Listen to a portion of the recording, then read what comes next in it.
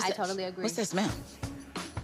Have you smelled him? He does smell really, my really good. God. I don't know. I think I want a whole nother section. Christina just came in a little too soon. Can I borrow him? Not right now. Can I Not get right like 2 now? minutes? Okay, I'm going to be biased for a moment. This is all allegedly.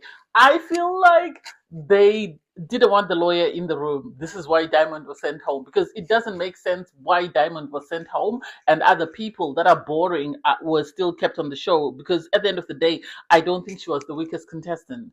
And then the other thing that's a bit surprising is, given how Devon, I like him, don't get me wrong, given how sort of his chat was really crap the day before, suddenly he's back and he's able to make small talk with people, and he's attracted to the person that I feel production wants to stay till the very end, Dominic. It's all, something smells fishy. I'm sorry, something smells fishy. Do I think the right guy was sent home? Yes, I do. But do I think Diamond deserved to go home? No, I don't. I don't think she deserved to go home. I don't think she was the weakest link. So I'm very disappointed, to say the least. Anyway, hey there, thanks for stopping by. It's Valerie. Welcome to my channel. If you're new here, don't forget to subscribe, click the like button, turn on the notification bell for when I upload new videos, and definitely leave a comment. In this episode, I'll be reviewing Ready to Love, Season 11, Episode 2. Okay, so the couples, obviously, the individuals have been told you need to mix again in order for us to sort of see who else is not ready to love, and then we'll have a second mixer, because there's no way they're going to have a second mixer with just 4 people. So everybody is there, they're waiting to find out exactly what's taking place and who's going home. And it's like, I don't get it. I really don't get it. So you have them sort of go off into their couples and start having a chat. With Chris was very strategic. Sadly, I'm surprised he's still there. I think he's there for the notoriety that comes with being on the show. I don't think he's there for love, because he sat down with Donna and was showing very little interest. Even Donna called it out in her and actually was trying to suss out what the other girls were saying about him, because he had been in the bottom. So he was trying to see where he had gone wrong and how he could correct that, which is really sad when you're trying to sort of create a connection, and the show is about creating connections. His best bet would have been to go to Donna, sell himself to Donna, and hopefully she saves him and says she's got a connection with him. But instead, he was trying to suss out information. I was side-eyeing him. I really didn't get it. You had Cade sit down for a chat with Ashanti. I didn't like that. That seemed more staged because of the awkwardness that was there. The conversation was very uncomfortable. He seemed very nervous still. And so his day and night sort of changed from that day to the next day. I'm still surprised. I think production worked with him all night and made sure that they got him, to sort of say what they wanted him to say, because otherwise it doesn't make sense.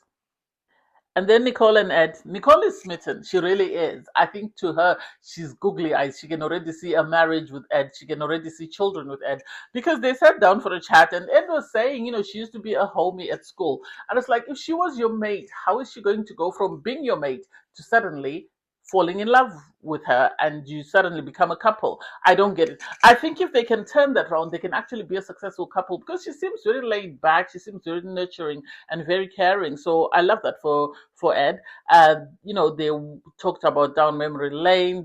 You had Nicole sort of ask Ed that you have kids already. Are you still planning on having more? And he said he wanted one. She saw herself as a soccer mom. She wants to have more children. And it's like, I love that for you. If that's what you want, okay, hopefully it works. But I don't know whether this is the right guy for you. You then had Diamond sort of be sat in a conversation with Xavier. Xavier, that was uncomfortable. I think Diamond, I personally feel like they set her up. I think they realized she was a lawyer after they'd cast her, or they knew she was a lawyer and didn't want to reject her application. So they brought her in just for them to send her out. Especially if you look at the second day, I'm going to come to it at some point. You have Tommy come back. He sits with the guys and the girls again and wants to hear their bottom 3, or wants to hear who they're connecting with and who they're not. So the girls start off by saying, Chris, some girls are complaining that they are butting heads with him. He seems too challenging, and so it's going to be a struggle. And it's like, the more you say that, the more production are going to keep him. Cade, everyone said he was uncomfortable. He was struggling to talk. Xavier, sadly for him, because he had no connection with the girls, and he did ask somebody about their age, and then you had the situation whereby the lady was complaining that he refused to do a 360 for me. And it's like, why? How would you have felt had he asked you to do a 360? You'd be calling him out. So I don't get why suddenly you're the aggrieved. The guy sat down with Tommy. They mentioned Diamond. I don't know why. I thought she was sweet. They mentioned Christine. They said her energy is always on 10. Shannon, sadly, apparently there was lack of engagement with the guys. Donna, someone said there was no depth. Ashanti, they said she was very superficial. And it's like, I get it. I really get it. Anyway, Tommy then asked for their bottom three. So he then met up with everyone and then called out the three sort of guys and girls that everyone felt was not ready to love or deserved to go to the second mixer. For the guys, it was Cade, Chris, and Xavier. Am I surprised? No. For the girls, I'm surprised Diamond is there, but it was Diamond, Christine, and Ashanti. And it's like, I don't get it. I really don't. I don't understand why they were sent to the second mixer. Um, Richie had already been sent anyway, so he had already gone to the group that was going to go up for the second mixer. For the second mixer, everybody came on putting their best. I was disappointed in the dress that Diamond had on because it had these things that sort of are supposed to accentuate your boobs, and her boobs were hanging lower than that. And it's like, why are we dressing her like this? They set her up for failure because had she come there dressed better or in a better outfit, I think the guys might have thought differently because her confessional outfit looked amazing. I know last season I was talking about Shakira and her outfits. Here we go again. So I feel her outfit let her down, and she looked very uncomfortable in her outfit. So whatever conversation she was having, or however she was presenting herself, she already looked uncomfortable. Let alone for the chats she was having with the guys, which is really sad because I really liked her. So you then had everyone sort of pick up drinks and sort of socialize until Tommy came. Tommy explained that everyone was going to get a second chance, so they were going to get an opportunity to redo their first impressions, and then depending on the first impressions, a decision would be made of who was not ready to love on that date. And it's like, okay, for Devon to go from struggling to talk to suddenly he is talking with the person with the biggest personality and is flirting with her and whatever. I feel production worked on him. I think production worked on him, and I have a feeling that they must have worked on him and Dominic together and then made sure that he was ready. Because to go from him struggling to string a sentence together to suddenly he's flirting with somebody else, I do not get it. I really don't, because even his chats with the other ladies, he was day and night. You could see that Dominic really liked him. She was smitten by him. I don't know whether she was doing it so that he could save her or whether there was actually a connection there. So I was side eyeing that. Sadly for Richie, he and Ashanti didn't click. They really didn't click. I think all the girls were put off by Richie, and so no matter what they were going to say, they were never going to sort of develop a connection with him. So it was really sad that, there was no point in him coming for the second date outside of just coming to sort of have drinks with everybody else and then going home. Xavier himself looked uncomfortable. He tried to have a conversation with Emily. That was Oaks galore. I didn't quite get it, and I was just wondering what's happening.